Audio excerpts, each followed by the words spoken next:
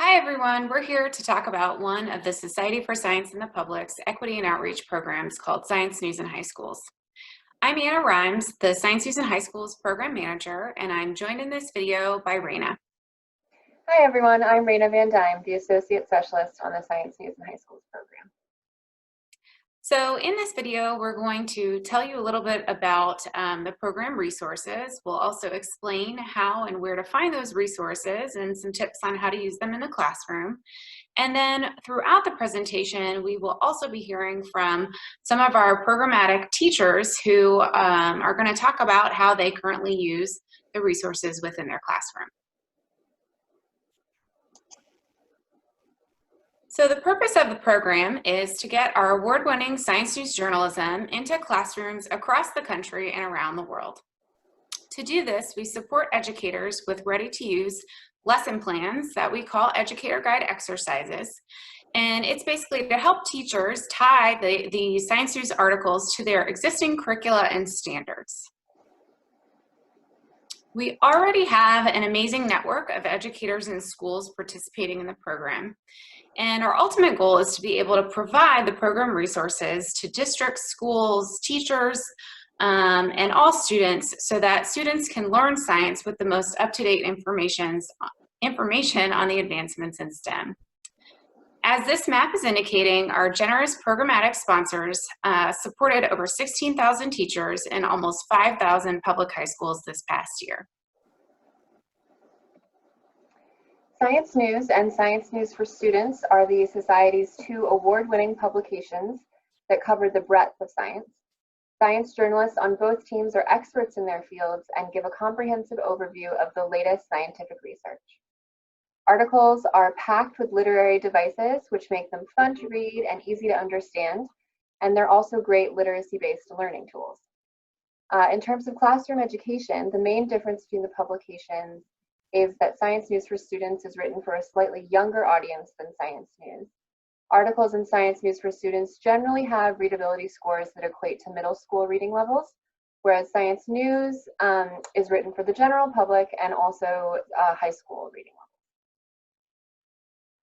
In this clip, we'll hear from Dominique Evans-By in La Crescenta, California, and she'll be talking about how and why she integrates Science News articles into her curriculum.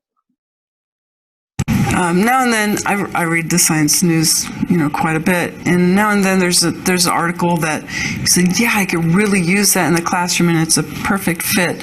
Like the article about they discovered a whole new phylum down in deep seafloor mud sediments, and so I use that one when I talk about the three domains of life and classification and taxonomy. I bring that in because the textbooks don't have this information yet. Science News has the cutting edge research that's just come out. And so I'll use that to say, yeah, this is what you learn in your textbook, but science is so much more than the textbook. And you really want to get real science, the best science from, reading and expanding your view of the world. Great, and here's a clip from Freda Vine, who teaches in Las Vegas, Nevada. And Freda explains how she uses Science News and educator guides to build her research students' reading skills while simultaneously developing project ideas. My name is Freda Vine, and I'm a high school science teacher with the Clark County School District in Las Vegas. I'm here to share with you what I love most about Science News. Reading articles from Science News has helped to build in my students real-world independent research skills and a confidence in participation in science competitions.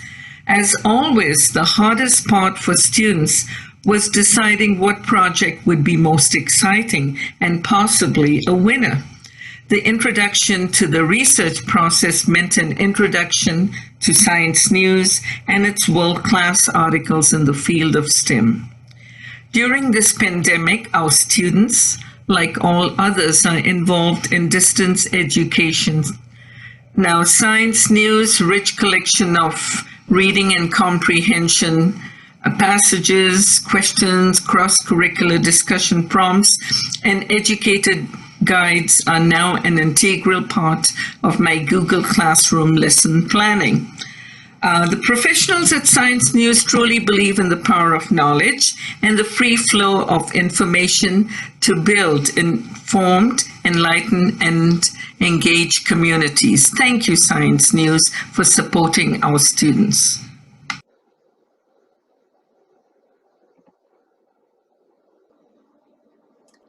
So I'm going to tell you a little bit more about our Educator Guide resources.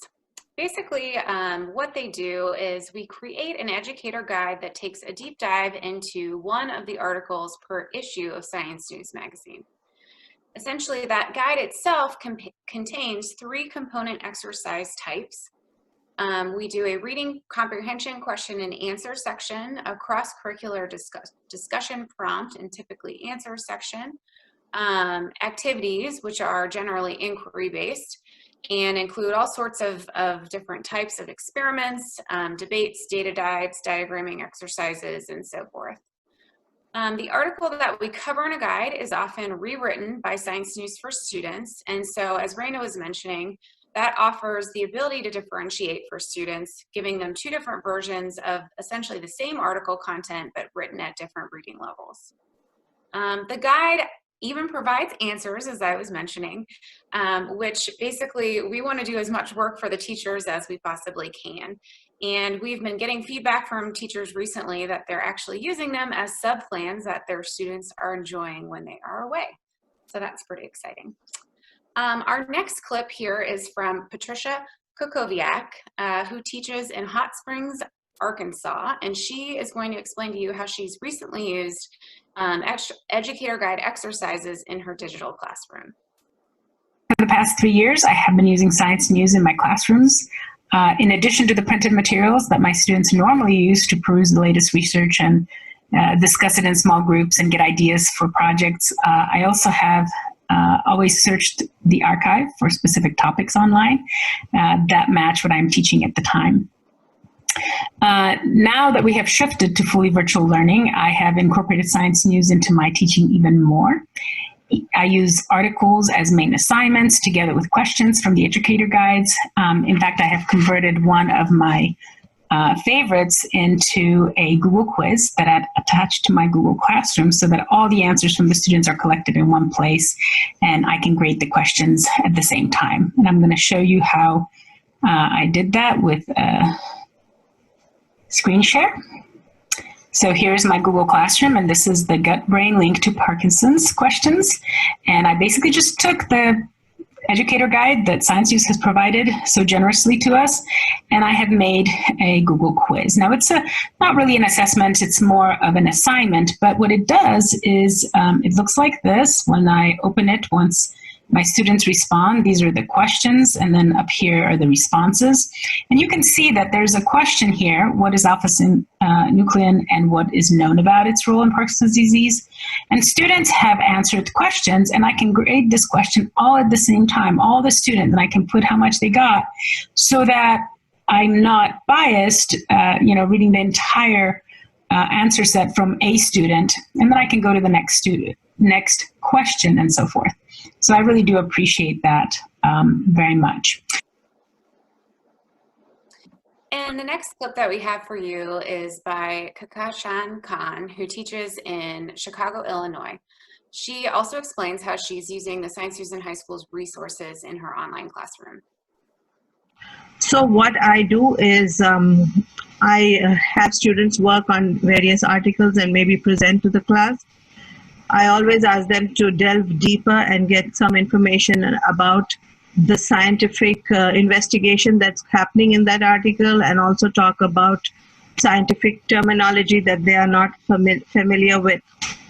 When we were asked to stay home and work from home, I used these resources, the digital resources provided by Science News for my classes, and I posted these articles along with the worksheets on Google Classroom, and I'm going to share some of that with you. So here you go. Here is how I posted the article. Here is the article, and here is the worksheet that goes with it.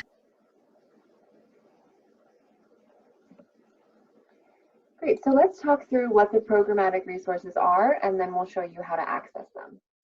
During the school year, a school participating in Science News in high schools receives 10 print copies of each issue of Science News magazine, starting with an issue in mid-August. And we send weekly newsletters to our educator audiences to share the most recent guide and also other educational content and opportunities from the Society. Teachers can also access all of our educational resources in our digital archives, which includes the Science News and the Science News for Students journalism archives, as well as the digital library of educator resources. So let's hear a quick clip from Andrea Distelhurst from Bradenton, Florida. She talks about how she has her students search the archives for a year-end project. I use Science News and have used it for several years to support science literacy. It's important for our students to understand the way that the concepts that we teach in the classroom apply to their everyday lives. Lately, they've seen a lot of news reports about scientific evidence and how that scientific evidence is going to help make decisions that are going to affect their lives. So I want them to understand what they're reading on the news and learn a little bit about the backstories. I also have traditionally used Science News as a catalyst to start my final research projects for my students. I ask them to go to the website and look around and look for articles that interest them. And that first article that they find will be the jumping off point to give them an opportunity to develop a research question and then go from there. There's 100 years worth of information in one website.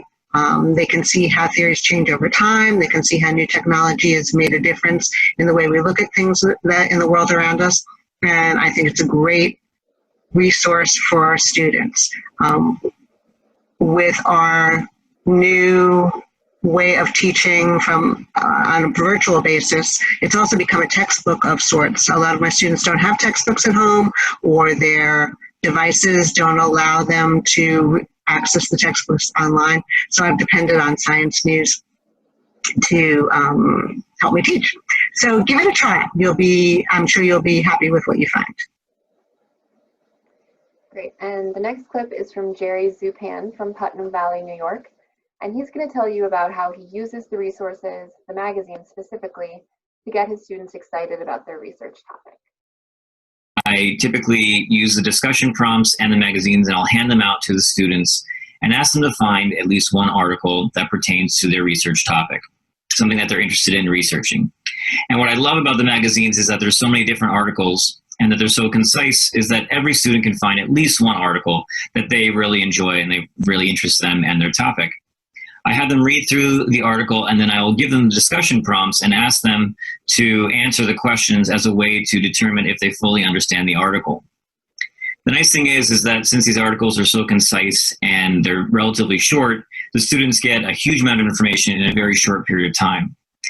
What I typically do with these students is that once they find an article they really enjoy and they've correctly answered the discussion prompt questions, I then will have each student find the original journal article that article is based off of, and then read the original journal article.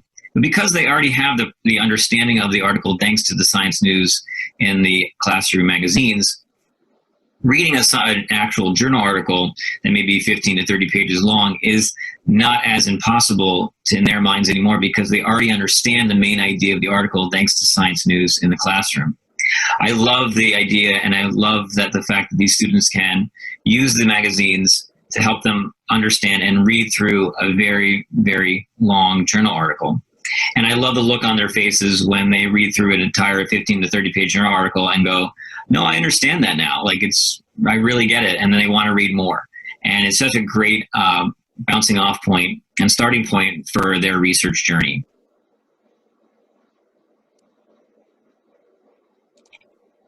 All right, so now we're going to take a look at where you can actually find the Educator Guide resources on our website. So you can access them actually from two places. So you can access them from the Society website by going to the Outreach and Equity section and clicking on Science News for High Schools, and then going down to Educator Guide resources in this menu bar. Or you can go to the resources directly by typing in sciencenews.org/SNHS. And then once you get to this page, you'll see, and we'll do a keyword search here in a minute, but you can search by keyword. You can view the most recent educator guide by going to the guide or downloading it. You can also view the student exercises by exercise type, so all of the reading comprehension questions sections, discussion prompts, and activities by clicking there. You can also sign up here if you're interested in the program for the next school year. And then you can get back to the Society site or directly to the Science News archives and the Science News for Students archives. And at the top of the page there, you can click on Browse Educator Guides to view the full archive of guides. And we have over 50 published guides on a variety of high school topics, and each contains at least 3 types of student exercises. So you've got about 150 unique STEM lesson plans right here at your fingertips. Great, so let's go back and actually do a keyword search. So if you were wanting to cover a topic in your classroom and you were looking for educator guide resources as well as articles on that topic, you could type it in here. So for example, if you wanted to look up isotopes, as I once taught in chemistry, I would type that in and search for it.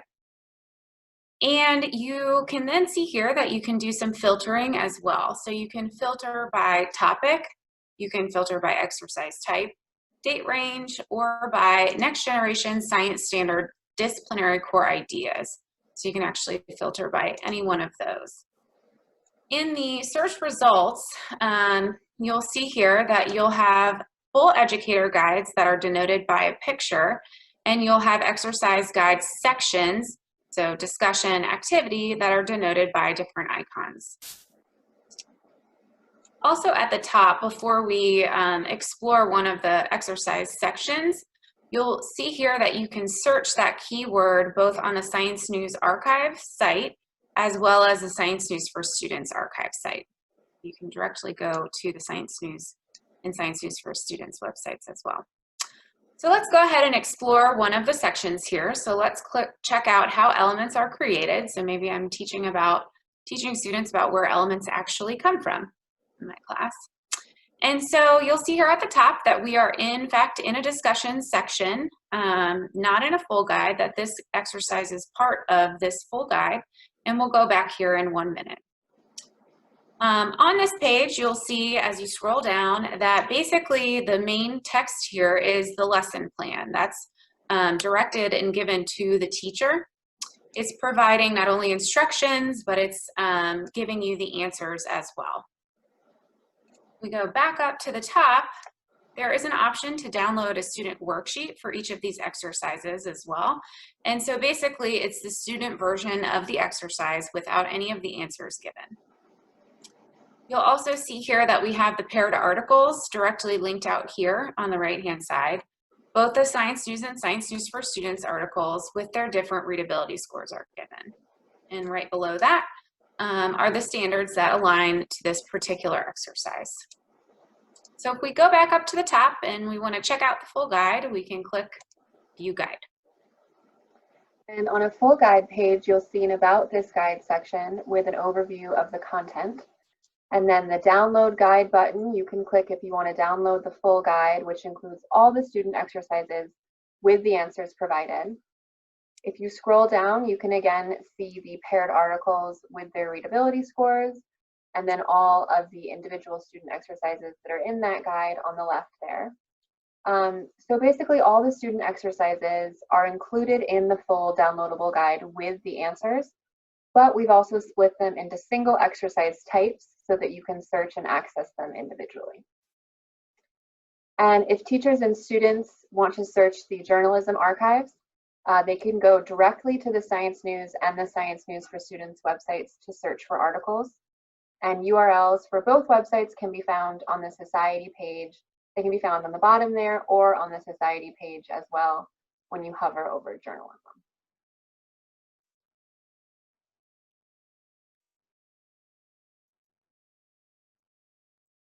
All right. So we'll leave you with a clip from Karisa Boyer from Joplin, Missouri, who's talking about why Science News is an essential resource in her classroom. at the beginning of the year when they're struggling, trying to figure out what they want to do for their projects, I hand them stacks of these and say, start looking for what's been done, start looking for, what's next, recommended research and so on. And they absolutely love going through these. So this is a huge, huge asset to my science research class. But you'll notice a lot of these also have little flags on them because I've gone through and read them, and it keeps me up to date on science research as well, but I also incorporate a lot of these different topics into my other classes. So thank you. New teachers, absolutely, as a science teacher, a critical resource, so definitely take advantage of it. And I hope to continue to get this at our high school. So thank you so much. Thank you everyone for watching, and please don't hesitate to email us any questions at snhs@societyforscience.org. And please also sign up for the program by going to our website and clicking sign up, or you can follow that link right there.